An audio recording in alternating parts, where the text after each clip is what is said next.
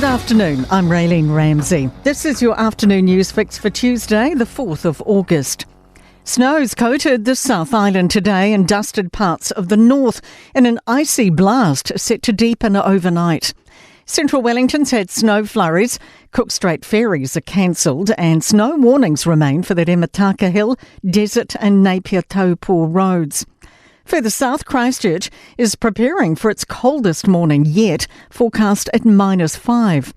Dunedinites have been told to avoid travel, with part of State Highway 87 still closed. Met Services, Kalomagwala, says southerly winds are making things feel extra cold. We have this huge high pressure which is fetching cold air from the polar region, transporting it to New Zealand.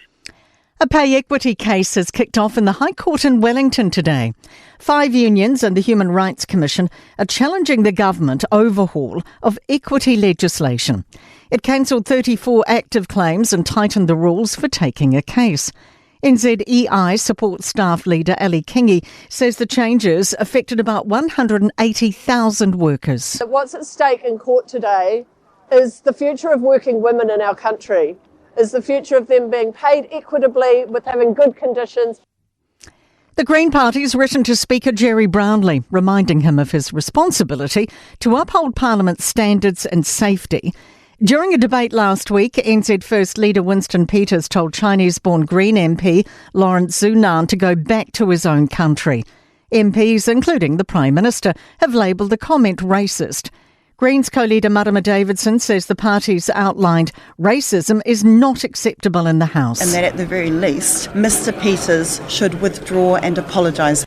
And Greens co-leader Chloe Swarbrick was booted from Parliament this afternoon after saying the Speaker had double standards for not making Peters apologise for accusing Labour's leader of lying.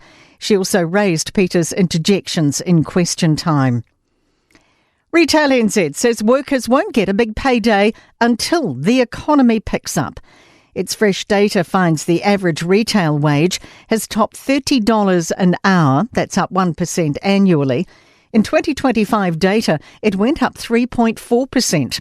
Retail NZ CEO Carolyn Young says we now need an economic turnaround. We'll see consumers spending more. There'll be higher demand in retail. We'll need to recruit more people, and that will raise the average wage in retail as the demand starts to increase. Medical radiation and imaging technologist PSA members have settled their collective agreement with Health NZ. It gives about 100 workers a 2.5% pay increase starting last month and 2 more next July.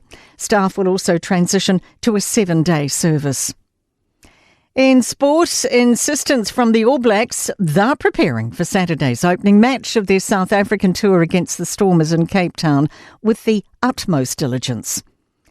Departing New Zealand football boss Andrew Pragnell's pointing to the upheaval surrounding the Football Ferns coaching change as one of the toughest tests of his tenure. Pragnell will step down from his role in early 2027 after more than 8 years. New Blues State of Origin League coach Matt King is outlining his credentials as a true blue New South Welshman. That is your latest news fix. We'll be back with the next update tomorrow morning from the Newstalk ZB newsroom.